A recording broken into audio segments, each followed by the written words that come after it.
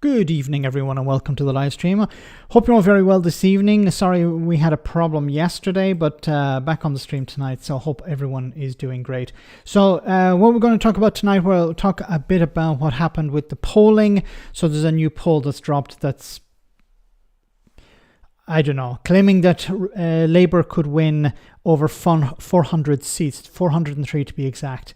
I'm a bit skeptical of that, but we'll get into that a little bit later. I want to start off with a video on dentistry, which was a bit crazy. Well, we'll get to that in a moment. I just want to say hello to who's on tonight. We have Jared Mack, great to see you, Jared. Aki's Mad is here, hope you're well up there in Scotland. Ava is on, great to see you. Raven 1983 Witch, great to see you tonight, hope you're well. Rosemary Stewart, hope you're well. Buenas noches, Max, and everyone.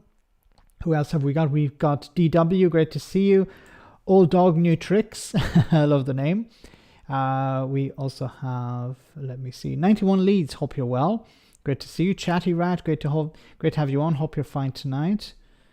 Who else have we got? CGM, great to see you, CGM. Killer, thanks to both of you for moderating tonight and for the change of plan. We have Young Ralph, great to see you, Young Ralph. Gary is here. We also have Alexis, great to see you, hope you're well. Reg is here, great to see you, Reg. Jim, great to have you on. Wayne, great to see you. We also have, let me see, Rise, great to see you. Master Templar, Roisin, great to see you on tonight. Unquiet Spirit, great to see you too. Super Tiny, great to have you on. Mandy Brown, great to see you, Mandy, hope you're well. Cat Weasel, great to see you. Who else have we got? Martin, and so many more. Hope you're all very well. Hope you had a nice weekend, and sorry I had to postpone yesterday's live stream to tonight, but couldn't get out or something. So I hope you're all very well. So let's jump into this first story.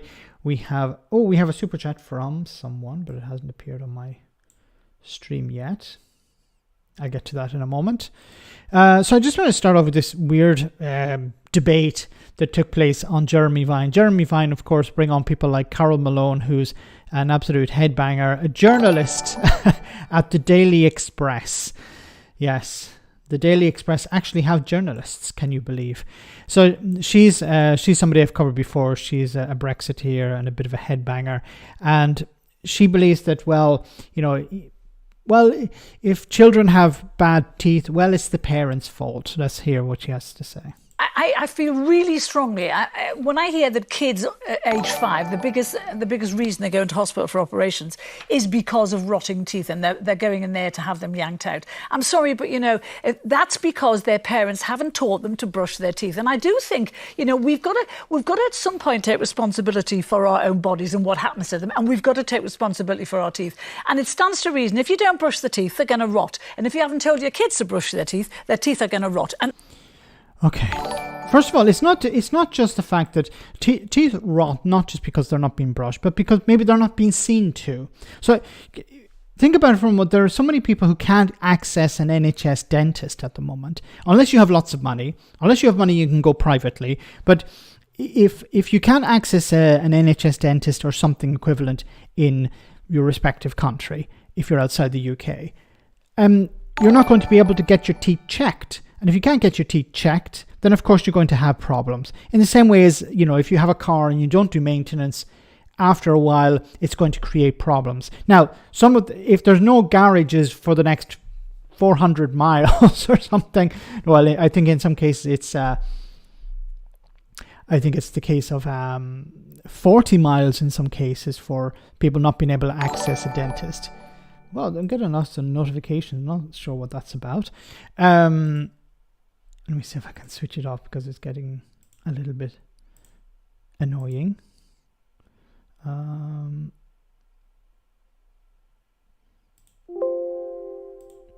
Okay, get rid of that for a moment. If people can't access an NHS dentist, then of course they're going to have problems with their teeth because they haven't done enough cleaning on them. Because brushing alone is not going to maintain perfect hygiene, oral hygiene. You also need to get your teeth checked every 6 months or even fewer, even less than that. And also, many people have to get their teeth cleaned. And Millard said it before, you know, parents aren't getting the fact that their kids are in pain, and if you don't look after... And well said, Gary. You know, I can't stand this woman. Kids can't choose their parents. Brushing teeth doesn't help decay. It's the number of times you eat sugar in the day. Yes. So if you're eating a lot of sugar, and, you know, if you think about when it comes to poverty, low quality, high sugared food is what's on, which is always more available for the only thing that many people can access. And with things like food deserts, where, you know, the only access you have to food is from the likes of large supermarkets, and then they always have, for example, a 2-for-1 offer or something like that. You know, at the end of the day, people, if they don't have time to cook and they don't have the money to cook and prepare healthy meals, they're going to have to rely on high salt, high sugar content, which is, you know, just gives people the energy they need. And of course, this has the consequences of damaging people's teeth. Malone, they're all taking away Easter eggs. Also, Malone, those wokey, cokey parents aren't looking after their kids' teeth. Right-wing logic. Well said, Gareth. Yes.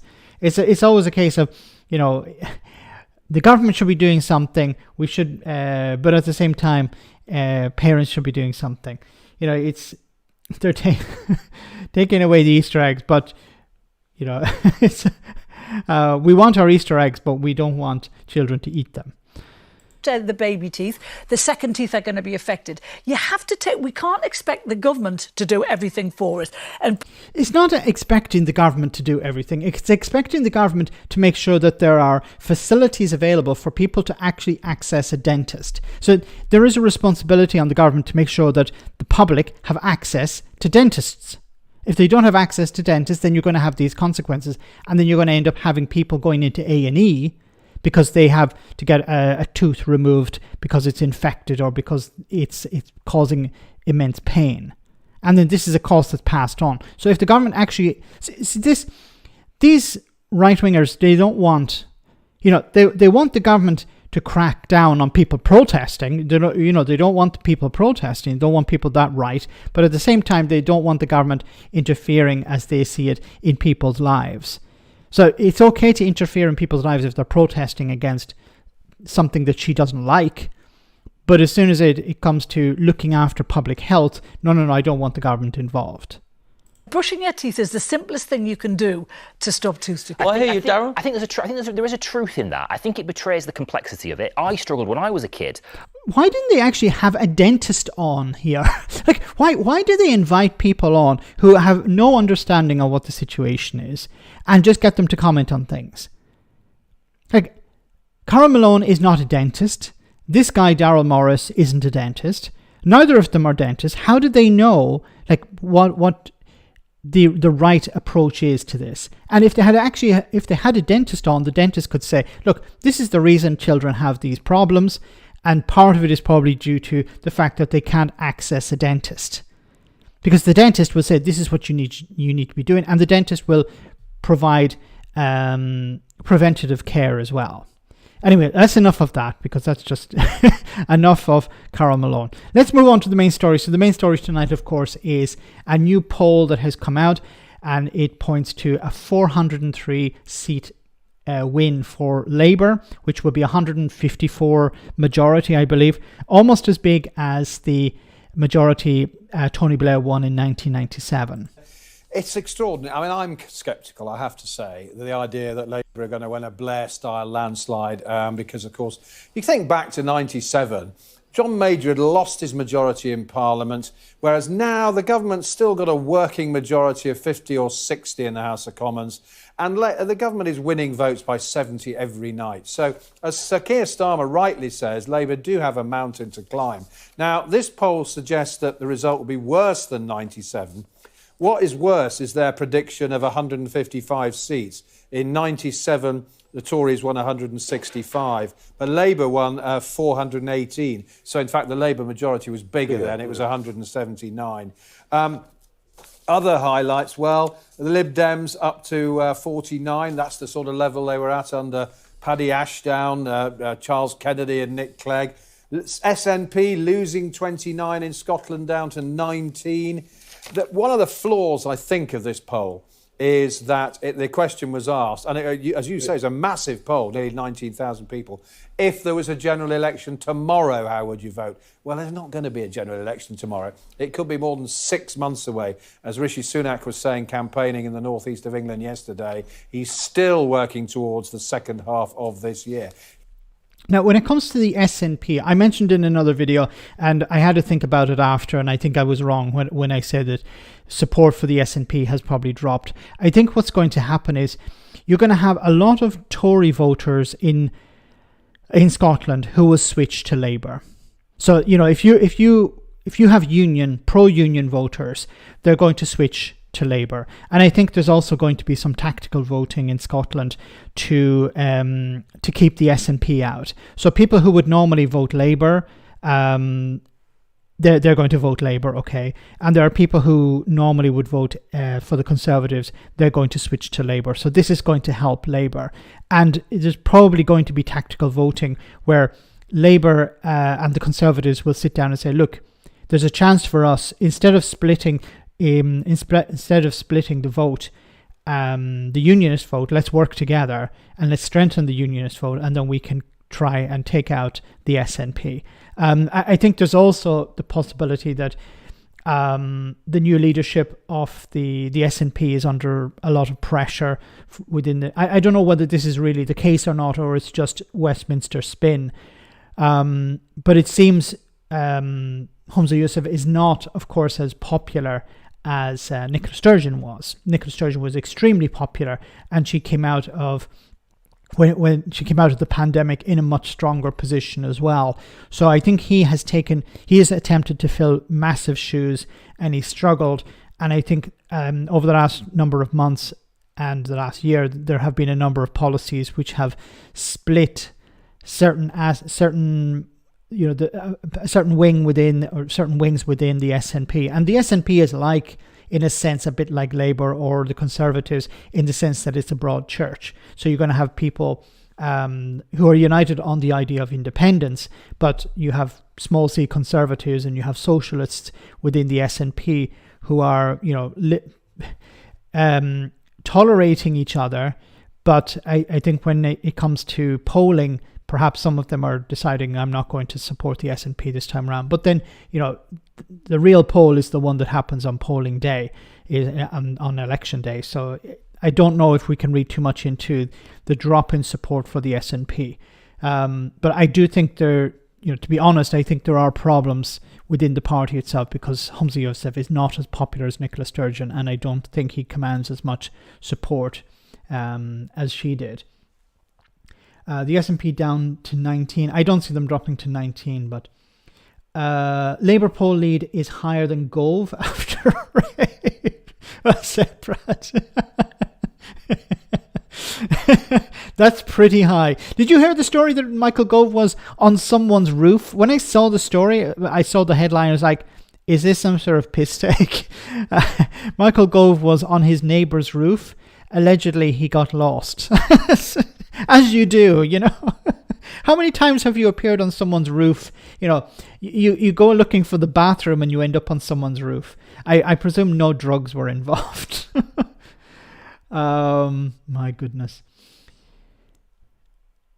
Max, Akisman, thanks so much for that super chat. Max, whoever did the poll and predicted the amount of seats the SNP are going to lose must be sneaking into Ma's house and smoking Ma's wallpaper.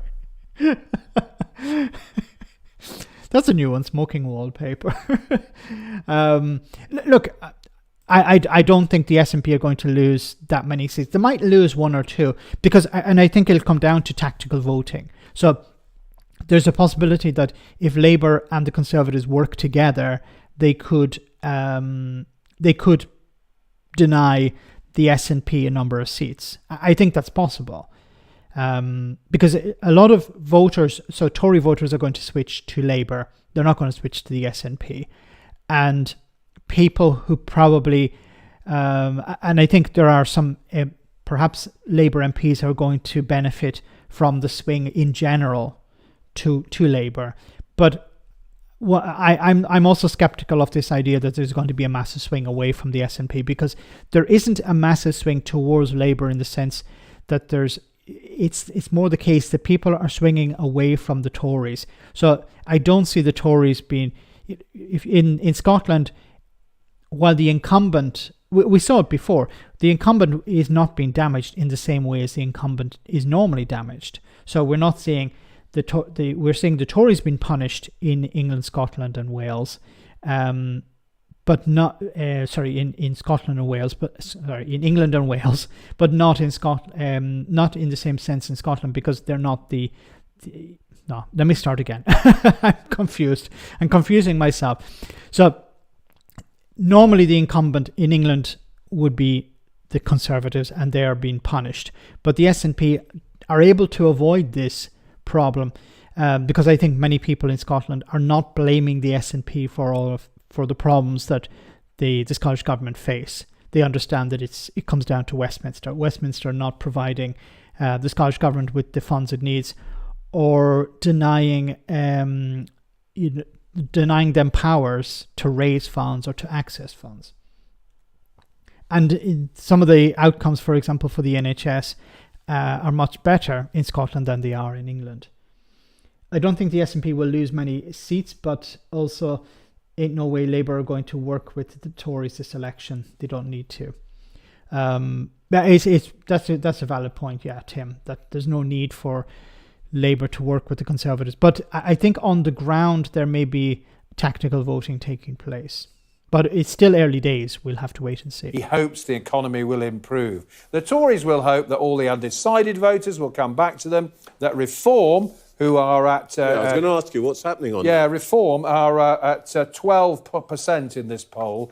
The Tories will hope they've peaked. I mean, the Reform... OK, they talk a good game and they do quite well in opinion polls, but they don't actually do that well when it comes to election. There were 6, I seem to recall, in Rochdale.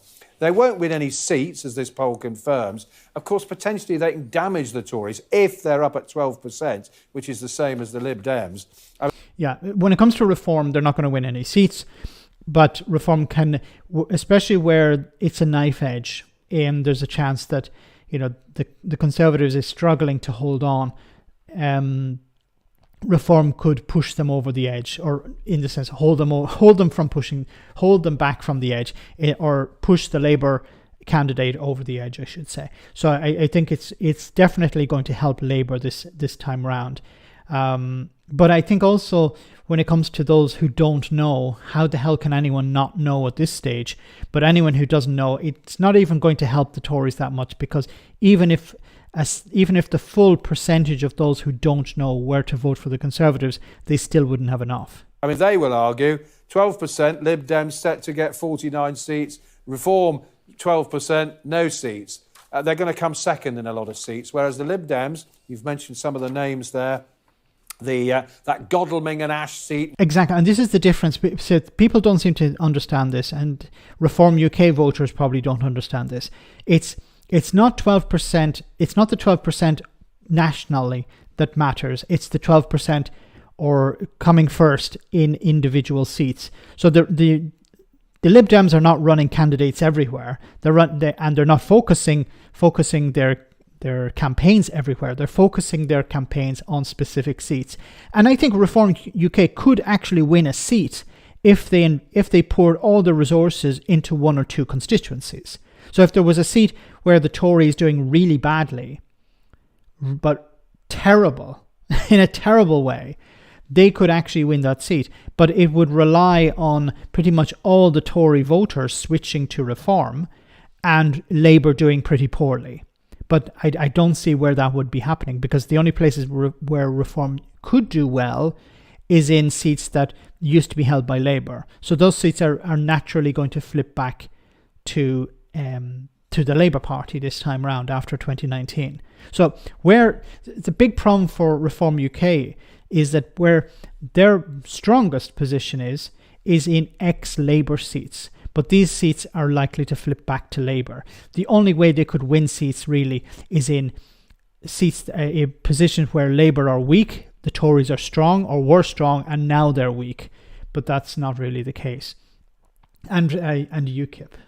Yeah, that's a really nice place. Rishi doesn't think we want an election because he's busy delivering what? Which Jeremy Hunt's going to be defending. That part of the world's long been a Lib Dem target. There are others. Jacob Rees-Mogg perhaps could be vulnerable down in Somerset. Ian Duncan Smith. But these are big names, though. Yeah. Wouldn't it be wonderful? Wouldn't it be absolutely wonderful that if Jacob Rees-Mogg loses his seat, I'll toast a sherry to Jacob Rees-Mogg losing his seat. Jeremy Hunt could lose his seat. Jacob Rees-Mogg could lose his seat. Penny Mordaunt could lose her seat. The only people who probably won't lose their seats are the more extreme ones, like Suella Braverman. She's in a pretty safe position. She has a majority of 30,000. Priti Patel is probably okay. And Liz Truss, ironically, is okay. Personal following, right? Well, I mean, we all said, didn't we, in 97, were you up for Portillo? It might be, were you up for Jeremy Hunt this time round? That's a slogan that nobody wants to go on. Up for the hunt. He would be, you don't often see a Chancellor of the Exchequer lose his or her seat in a general election. It's good news for Labour. It's reassuring for them because it suggests that their poll lead is not narrowing as some feared it might. I mean, I still think it probably will between now and late October or November because opposition's poll leads do. Nicholas, Jacob Rees-Mogg was said that he's left politics to spend more time in the 1850s. Who tend to shrink a bit. That's what happens. Yeah. I mean, Sam says, do you think the Labour Party introducing some kind of proportional representation of their incoming tenure? That's the $64,000 question or $1 million question, whatever way the term goes. It depends on the majority, I believe. So if Labour win a massive majority, there'll be a lot of people in the Labour Party going, we don't need proportional representation. Where's the advantage in having proportional representation? But the problem is the membership wanted it. The membership and I think even some of the trade unions realise it's better to have proportional representation. But I imagine the Labour donors don't want proportional representation because they want to be able to pool their money with one big party. And it's cheaper for them to donate to one big party instead of trying to donate to different parties and hoping, edging their bets. So they would prefer to donate to one massive party and they don't want proportional representation. So it depends on... If it turns out that there's a hung parliament and Labour need to go into coalition with the Lib Dems, for example, what the Lib Dems will, of course, demand proportional representation because it would help them massively. There's no real advantage at the moment for Labour to go down the road of PR. I know a lot of people within the Labour Party want PR and they've been pressuring the Labour leadership to agree to having another referendum on PR or put it through Parliament. Once again, I'm against the idea of a referendum. I think it needs to be put through Parliament. If there's a majority in Parliament for PR, then implement it that way. I've said before, like with the Brexit referendum, there shouldn't have been a referendum. People don't understand how these things work. And this is not criticising the public. The public are not paid £80,000-90,000 a year to know how these things work. Politicians are. So it's the job of politicians to do these things, to understand how these things work and to implement these. And I think it makes sense for it to be a vote in Parliament. So the Labour Party, I believe, should implement proportional representation. There are different forms, okay, but at least something moving away from first past the post. Brian, thanks so much for that super chat. If Jesus was around today, he'd throw Jacob Rees-Mogg out of the temple. Then Jacob Rees-Mogg would demand Jesus be deported to Rwanda. Yes. Oh my god! And it seems that the Tories also, and Rishi Sunak in particular, wants to get rid of the European Convention on Human Rights because he's desperate. But it's not. He's not going to get rid of it.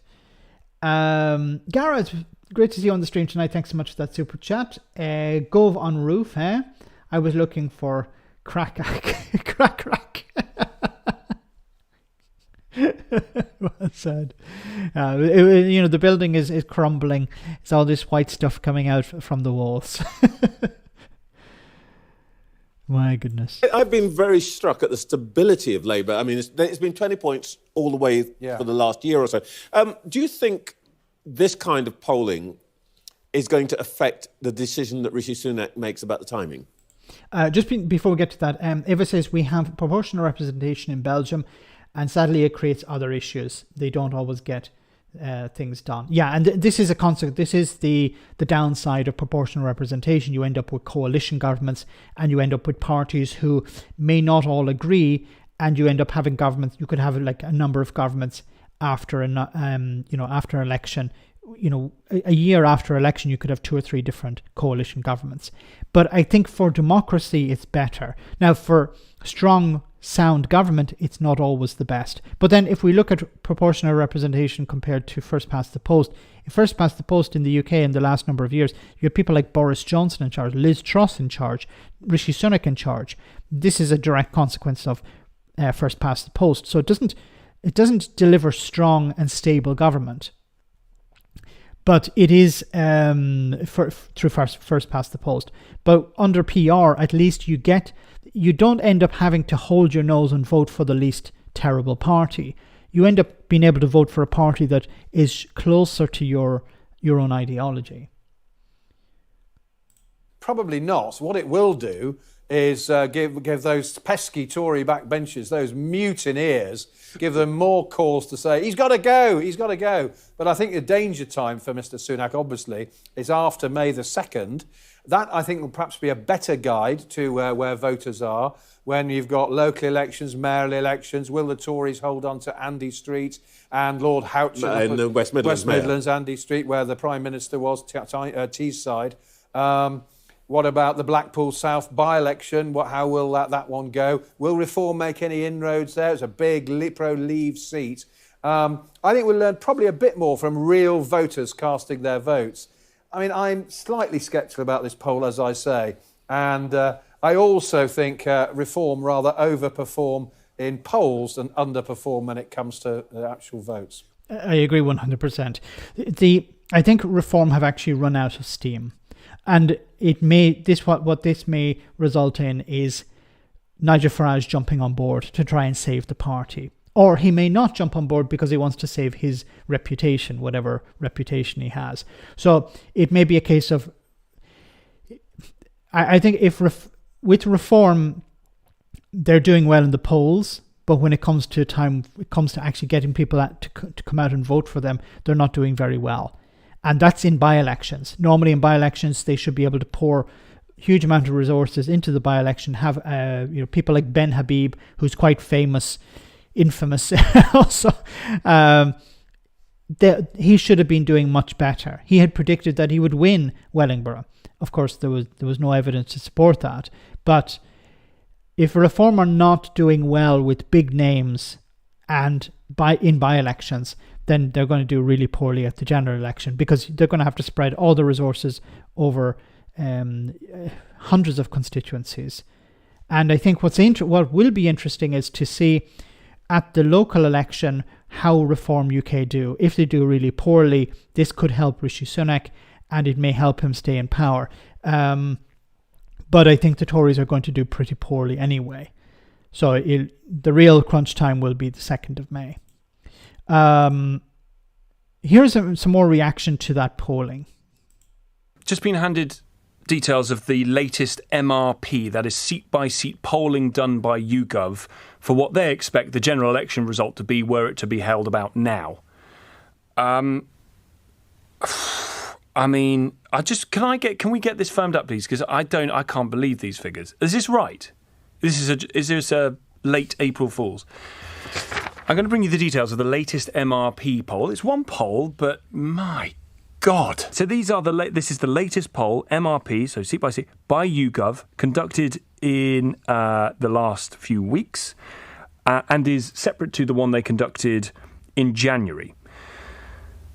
The breaking news is this: the Tories are on course for a worse result at a general election than John Major's defeat in 1997, According to this YouGov poll, Labour is poised to take 403 seats, Tories reduced to 155. That therefore equates to a majority for Labour of 154. The result is worse for the Tories than the last MRP YouGov conducted in January. So things are getting worse, even as the government will try and tell you the economy is turning a corner, that taxes have been, quotes, cut. Even after the budget, where they tried to take the money off national insurance, which has just about fed through, the pot is getting worse for them. 11 cabinet ministers are facing losing their seats. Jeremy Hunt, Penny Mordaunt, Grant Shapps, Mark Harper. Because they're not doing anything to help people. This is what I don't understand, is that Tory MPs are not putting pressure on the government and the party big bosses to do something to help people. Because this thing of, okay, let's cut taxes to help the richest in society. How is that going to turn people out to vote for the Conservatives? Okay, what we're going to do is we're going to have some sort of gimmick where we're going to provide childcare, but we're not actually going to provide childcare places. How is this actually going to help turn things around? The more he talks about the economy, the more ironically it damages the Conservatives, because ordinary people are not seeing the economy improve for them. So the more Rishi Sunak talks about how, look, the economy is improving, and people look around and say, well, look, I'm still poor. I still have to rely on a food bank. I'm looking around my town or my village and all the shops are shuttered. You're talking about, the more you talk about how the economy is improving and I'm looking around and seeing the opposite, it seems like you're trying to take the piss. You're trying to trick people. You're trying to confuse people. The economy is not improving. Max doesn't understand class politics. I'm not sure what you mean by that. So it's Rishi Sunak and the Conservatives, if they really wanted to hold on to their seats, they would introduce something that would help people, like a UBI, for example, or some sort of increased benefits. Double benefits for ordinary people. Increase new benefit. Bring in new benefits. This would piss off people within the Conservative Party, but it would actually help people. And people would say, wow, look, my benefits went from £100 a week to £200 a week, or my benefits went from £300 a month to £600 a month. It's not a lot in the grand scheme of things, but it is to the people on the ground, the people who you need to turn out to vote for you. This is what I don't understand. Is it just greed at this stage? They just don't give a crap? Look, we're going to lose. We might as well help our friends and donors. There's no point trying to help ordinary people, even though they might turn out and vote for us. Because if things actually improve for people in the short term, imagine people on benefits. There are thousands, hundreds of thousands of people on benefits. If you actually bump them up a bit, gave them more benefits, doubled their benefits, they would actually go, wow, I'm actually able to pay my bills now. I don't actually have to rely on a food bank.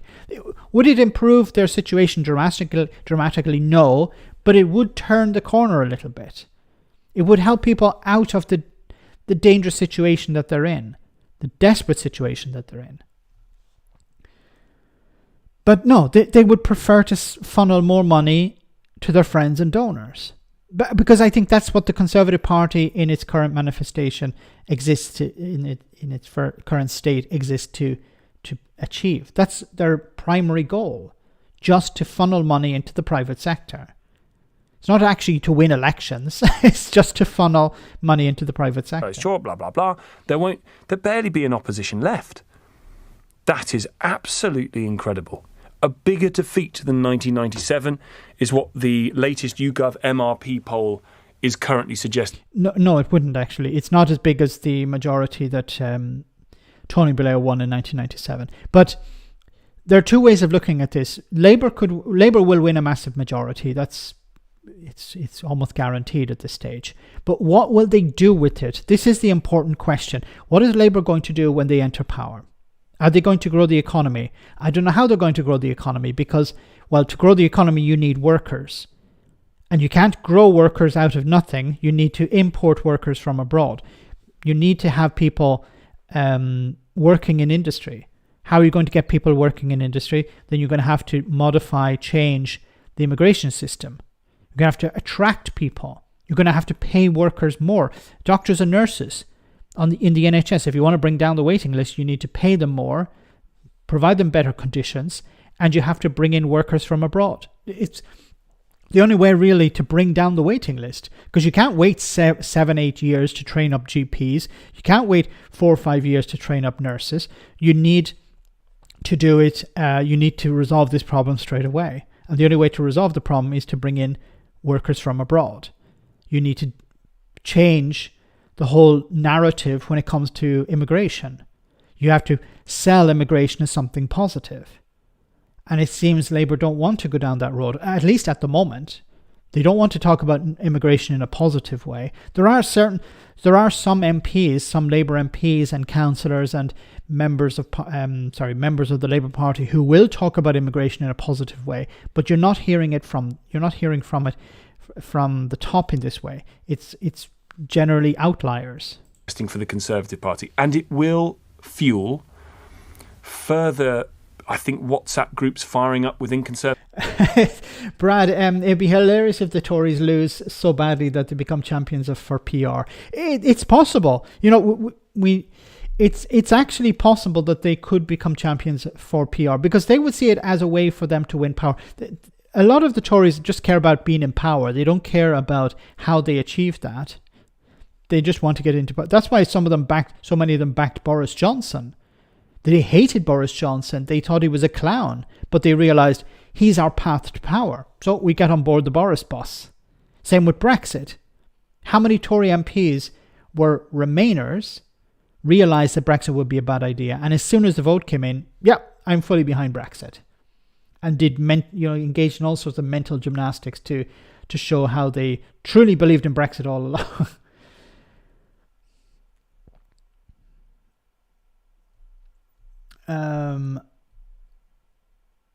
The SNP had a poor record on public services in Scotland. Now that Sturgeon has gone, they have fallen apart. I don't know if that's the case. I think in Scotland there are a number of problems for the SNP. First of all, you have the media, which is not, as far as I know, the media is not a devolved power. So when it comes to how the media is run, it's run by Westminster. So if you look at some of the reporting on the Scottish government, it's very pro-unionist, pro-Westminster, and very anti-Scotland, Scottish independence in particular, and anti-SNP. You can see some of the reports. There's a YouTube channel called Independent Scotland, I believe, and they report on this all the time. But the reporting on the Scottish government, and if you look at some of the things that the Scottish government have put in place, like for example, they pay the bedroom tax for people, they provide baby boxes, free prescriptions. This is something that people don't understand. People don't know. The Scottish government provide free prescriptions, while prescriptions are not free for everyone in England. So a lot of English people, if they knew what the SNP actually do, would be happy to vote for the SNP in England. Conservative Party ranks about, well, what do we do? Do we march to the sound of gunfire with Rishi Sunak in charge of an organisation that is going to head to defeat, or do we rip it all up and start again, put someone in there who's maybe going to give us a fighting chance, they will think? Who can give them a fighting chance? But I think, once again, it's irrelevant who you put in charge, because this is, as we've seen, if the economy is growing, it's not helping the Tories. Cutting taxes is not helping the Tories. So if you replace Rishi Sunak with Penny Mordaunt, or replace Rishi Sunak with who? Kemi Badenoch, it's not going to help, because people are not voting based on Rishi Sunak. They're voting based on reality. What is the reality I'm facing? The reality I'm facing is I need to rely on a food bank. I need to work extra to keep my head above water. I have to decide between heating and eating my home. Eating and heating my home, sorry. These are the challenges people face. Whether Rishi Sunak's in charge, or Kemi Badenoch's in charge, or what's her name, Penny Mordaunt is in charge, is irrelevant to most people. Like, if the Tories want to, knock themselves out and replace Rishi Sunak, it's not going to help them. It may allow them to hold on to a few extra seats in some constituencies where this might be important to somebody, but it's not going to undo the 14 years or 15 years or whatever of Tory ruin. Please, Jacob Rees-Mogg, please, please. Coffee Badenoch.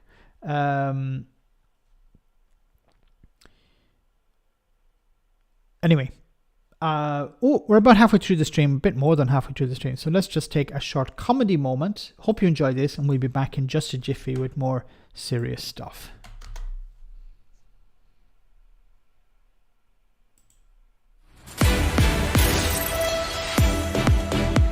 Welcome to Broken News.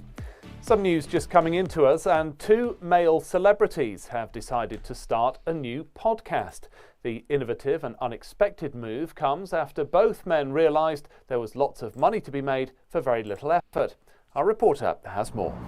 Thank you. Yes, as you know, the public has been crying out for more audio recordings where a male celebrity talks to another male celebrity, sometimes for 4 shitting hours.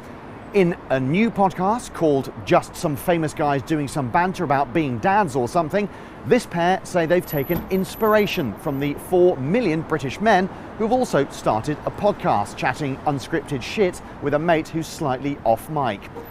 The pair also said they were looking forward to sucking up that sweet ad revenue dollar from people who are actually making good stuff but don't have a massive marketing budget.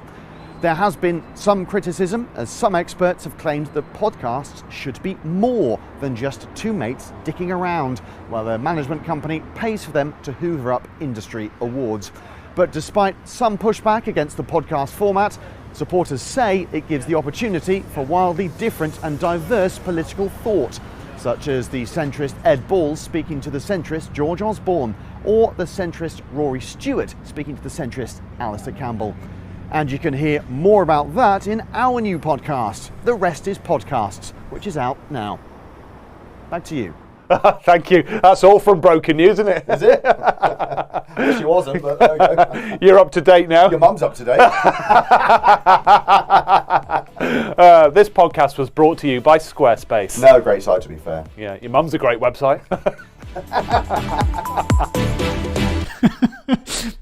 That was a bit on the nose. Anyway, moving on. Rishi Sunak thought it was very funny when he was asked yesterday about the general election. Say when we found out that you would be joining us on the breakfast show this morning, we did post about this on social media. Lots of people got in touch with a whole range of questions, but the overwhelming one was, when will there be a general election? I've answered that question many times in the last few weeks. So when will be the general election? Can you give us a date on BBC Radio Tees this morning, Prime Minister? No, unfortunately not. But the most important why not? Why is that funny? Sorry. Can you? Why are you laughing about that? Important thing.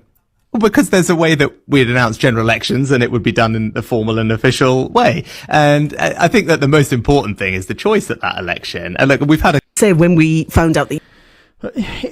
Whenever he's asked questions like this, he thinks it's all very funny. Because I think for him, it's all a bit of a joke. You know, people are struggling to pay their bills. People are struggling to get by. People are struggling to feed their families and feed themselves. And, you know, I need to drag this thing out a bit because, you know, for me, it's all a bit of fun. But there's a serious part as well. We have to funnel as much money into the private sector and to my friends and donors and perhaps to myself to a certain extent. So I need to extend this as long as possible. But if I tell people the date of the election, then, you know, that money stream is going to end then. So I have to try and drag it out as much as possible. Also, if I tell people when the general election is, like this is something I really never understood. Why is the general election date not like in the US, for example? The US, was it the 3rd of November, 4th of November, every 4 years? That's when the presidential election is. Every 4 years. So why isn't it the same in the UK? Why can't the date be on the 2nd of May or on the second, I don't know, the first Monday of May or whatever it is, there is the general election. There. every 4 years, every 5 years? Why can't it be like that? Why is it, well, the Prime Minister will decide? And of course, the Prime Minister will decide when the Prime Minister feels that they have the chance of holding on to power. How is that democratic? Anyway. Rishi Sunak unable to guarantee everyone will get promised childcare place. Oh my goodness. So, in one of their newest gimmicks, the Tories have said, what we're going to do is we're going to provide childcare places for all, or as many as possible.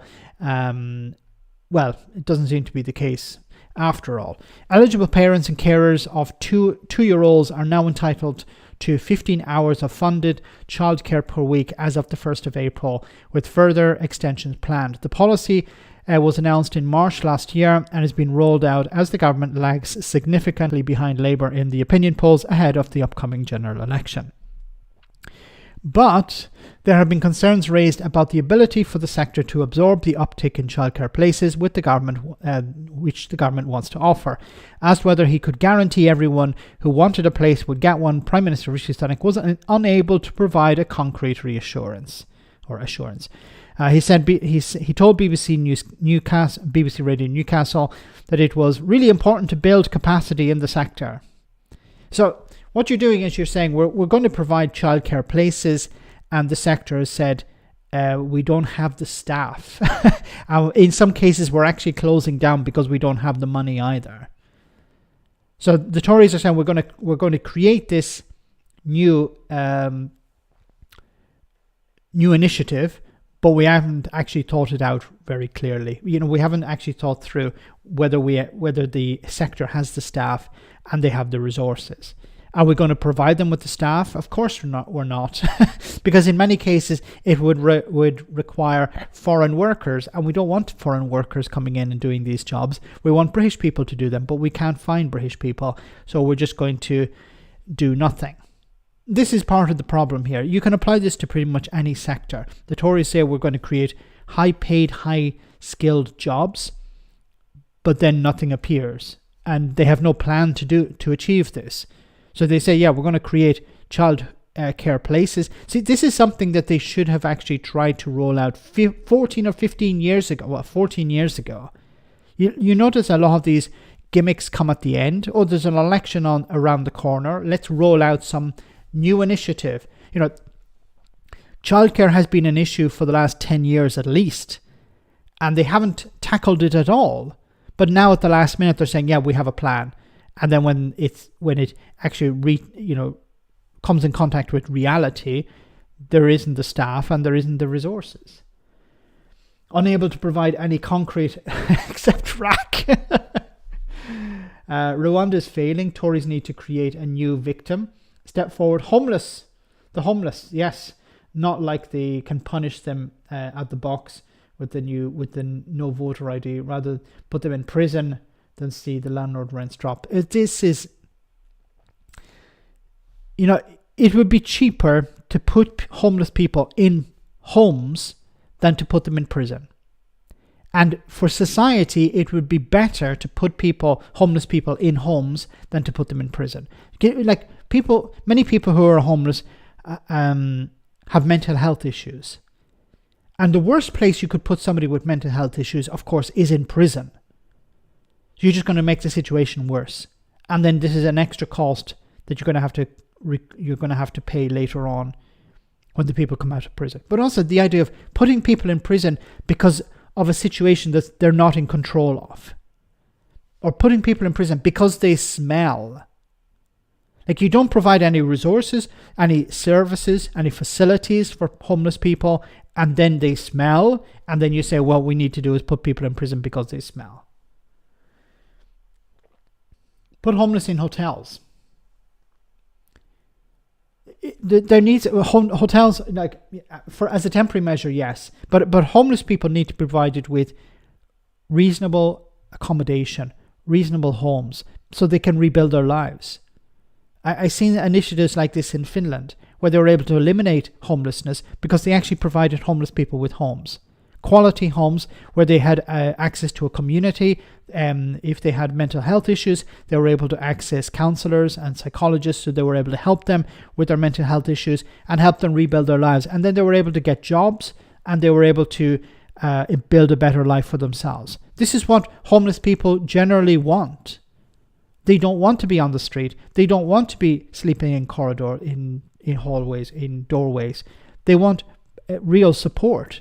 And it's actually cheaper for society and for the state to actually do this up front. But instead, what you have is right-wing governments who want to punish, who want to dehumanize, because they believe it will win votes. Yeah. Can you imagine talking about providing homes to homeless people and talking about this on, for example, Talk TV or on GB News? What do you think the reaction would be? No, we need to punish these people. Like, have they not been punished enough by society, by a government that doesn't give a crap about them? It's frustrating because we know the answer is quite simple. The solution is quite simple. You provide people with homes. That's what they need. And there is a cost, but the cost is nothing in comparison to the long-term cost. Anyway, guys, let's move on. This is a story. So the Irish government is not doing very well at the moment. The two main parties, Fianna Fáil, Fine Gael, are facing perhaps a bit of a wipeout at the next general election, Fine Gael in particular. And one of the high-profile figures from Fine Gael is Simon Coveney. So he was quite... you've probably recognised him if you're not from Ireland, but you probably recognise him during the Brexit negotiations and talk about what happened during what was happening in Northern Ireland.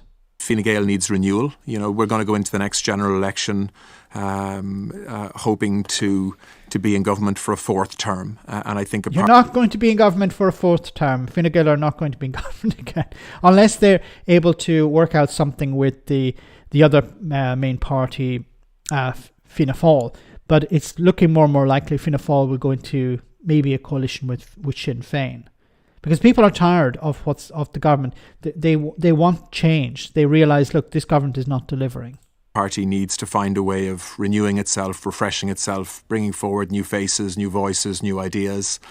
And in many ways, when Leo Varadkar decided to step down a couple of weeks ago, he started that process. And obviously, my initial reaction to that was to steady the ship, if you like, to work within the party to make sure that we could manage a transition to a new leader quickly and efficiently and professionally, because the country needs that right now. But I've had a chance really to think about it from a personal point of view over Easter with my family.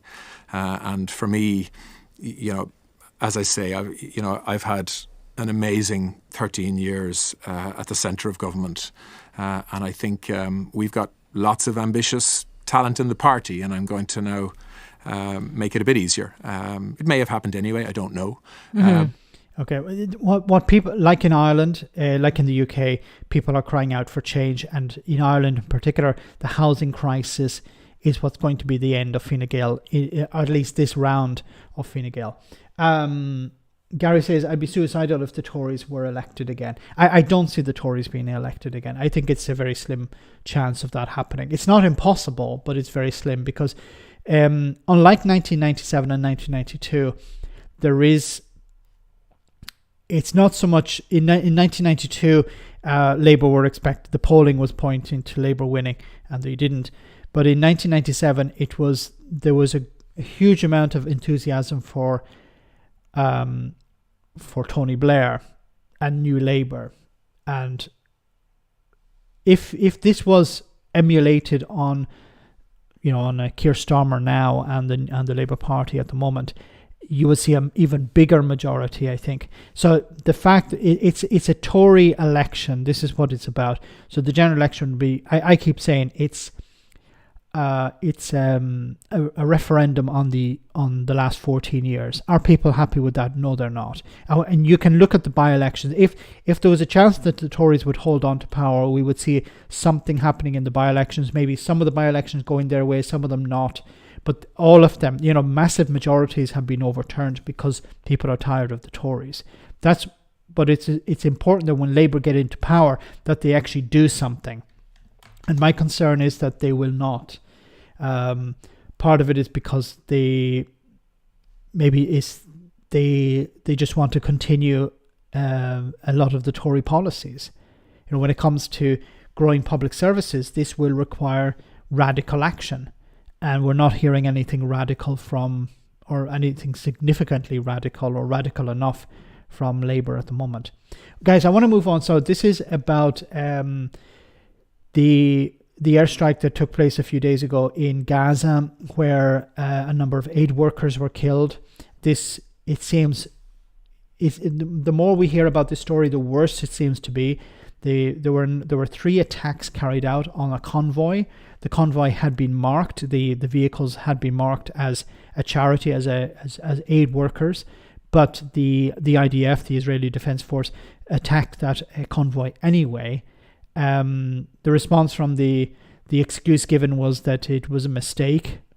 But I think this is starting to turn significant support for what's happening in Gaza, what the Israelis are doing in Gaza, away.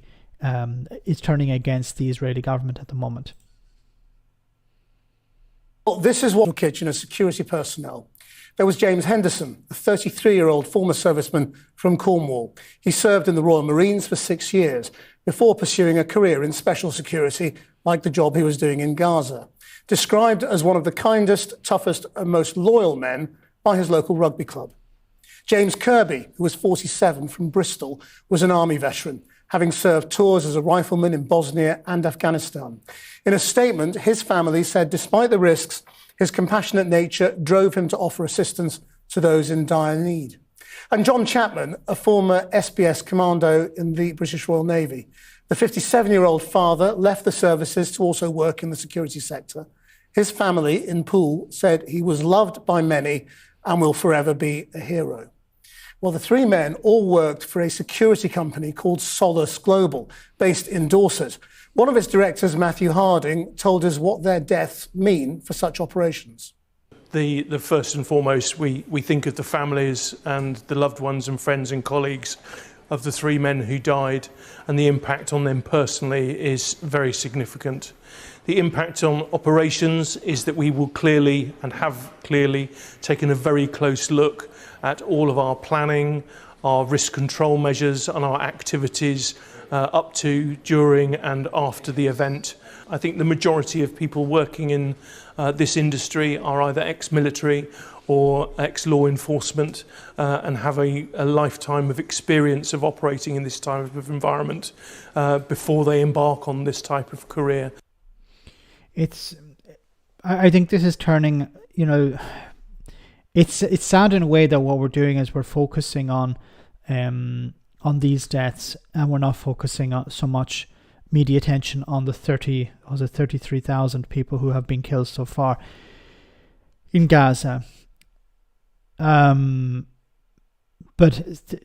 I think this is going to apply more and more pressure on the Israeli government to stop. And I've been hearing reports about how the IDF on the ground are basically doing nothing. The war has pretty much come to an end, but the war is continuing in order to protect the Israeli Prime Minister, to keep him out of prison, because he knows that as soon as the war is over, there will be an investigation, and there are calls for him to resign and to be arrested.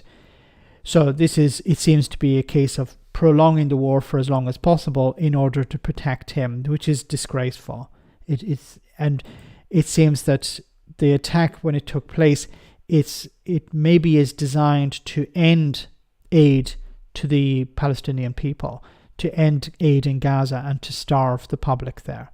It's sadly, this seems to be the goal of the attack. It was not an accident. I don't know whether you heard, but Jan Egeland was just on from the Norwegian Refugee Council, and he was talking about what he considered to be this increasing recklessness of the Israeli military machine, and that they were not taking enough care of civilian casualties. Do you have a thought on that? I think like all of us, we're watching this unfold, and clearly now with World Central Kitchen no longer up in Gaza, NERA, another NGO that is operating in Gaza for decades, is no longer operating in Gaza. Another NGO, GEM, Global Empowerment Mission, has said that it is reconsidering its operations. I spoke to friends at GEM earlier today, and they were not very far from where some of the bombs were falling on Monday. And so, this is going to have a catastrophic impact to an already terrible situation for the civilians on the ground. The UN has reported that famine is happening in Gaza. And so we've seen the boats got turned around. It's clearly a situation that is getting worse, not better. Access is extraordinarily limited. We've heard how so few trucks, aid organizations are able to get in so few trucks, which is why World Central Kitchen was trying everything it could and was using this boat route. And so, all of this just seems so unnecessarily tragic right now. And I think that's what's so heartbreaking about all of this is, World Central Kitchen team was simply trying to help people, and it was trying to do it within the parameters that they were given.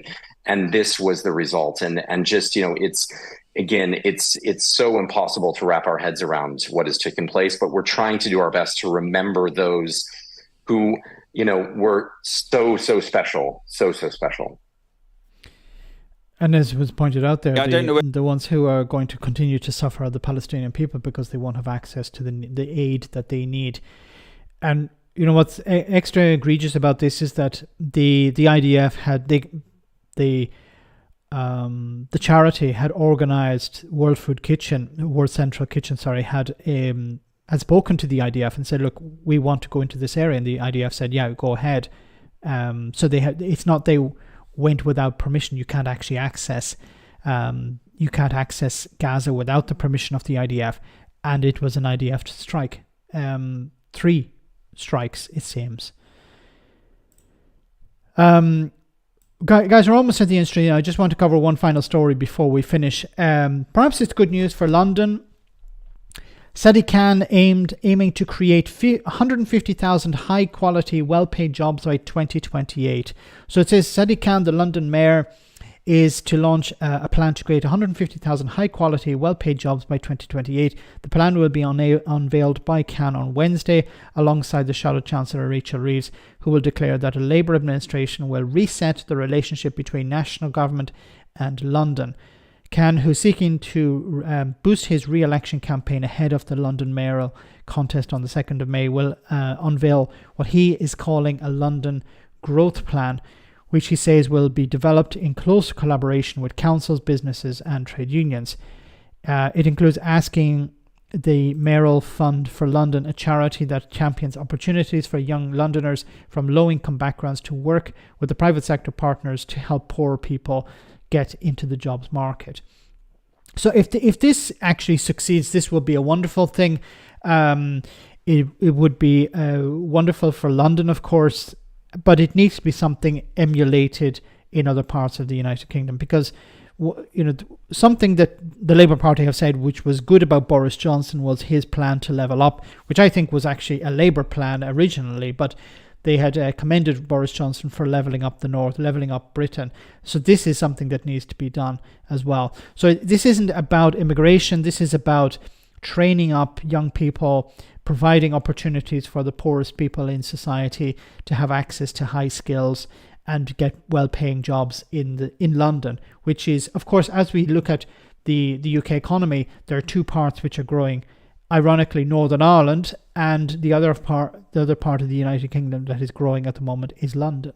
So London is always going to do pretty well when it comes to the economy, because that's where all the money is. And London is not Britain. No, and that's what I mean. It's one thing is that you're creating jobs and high-paying jobs in London. It has to be emulated around the rest of the United Kingdom. And Labour, if Labour want to hold on to power, they need to emulate it around the rest of the UK. Otherwise, they're going to be out on their arses after an election or 2. So, guys, we're almost at the end of the stream. I just want to say thank you so much to everyone who came on tonight. Thank you for turning up tonight. Apologies for the for the cancellation yesterday and the postponement to today. So I want to say thanks to the moderators for doing a wonderful job. Thanks to everyone who sent a super chat, and thanks to everyone who came on tonight. I'll see you on Friday, same bat time, same bat channel. So the usual time on Friday at 8:30, 9:30, depending on your time zone. UK time 8:30. So before we finish, we have our one for the road. Hope you enjoyed this, and yeah, I'm sure you will. No Sammy Wilson stories tonight. No.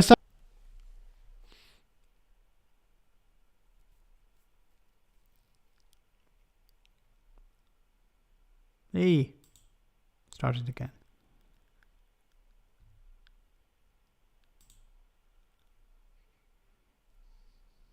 Colin from Portsmouth is on the line. Hello, Colin. Why? Wait, Colin, wait. I thought you'd been arrested for thinking about protesting. I have, yeah. They've allowed me a phone call. Okay, all right. You go ahead, Colin. Why are we such a nation of complainers? The water companies have offered to stop pouring sewage into our children's paddling pools, but oh no, we'd rather beat Therese Coffey, Britain's Churchill, over the head with a feces-ridden... Sorry, Britain's Churchill. I love this guy. Coffey, Britain's Churchill, over the head with a feces-ridden stick than have her and the water companies save our lives. You said you swam in sewage as a kid, Colin, and it didn't do you any harm. I gargled sewage as a boy. Oh my goodness, I gargled sewage. Gargled sewage as a boy. There wasn't a bit of waterway that couldn't be improved by 1 million cubic tonnes of human excrement. And it was tonnes in those days, not litres. Not litres. It shaped me and a generation of Conservatives. Me, Damien Green, Matt Letizia. But the water companies want us to pay them to fix it. Well, that's typical of you lefty Ramonas, isn't it? You don't want anyone to make a profit in your socialist utopia. Where's the money coming from? Well, from the obscene profits they've taken from us already, Colin. And that's why for doing we their left job. the EU.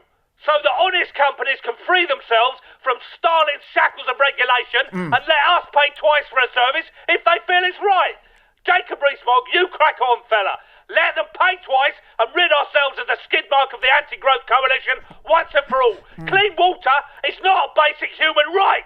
Anyway, thanks for having me on. Love to the family. Love to the family, Colin. Love to the family. Other thing I wanted to say. Can you get me a lawyer? Wonderful. Have a great night, guys. I'll see you on Friday. Take care. Good night and stay safe.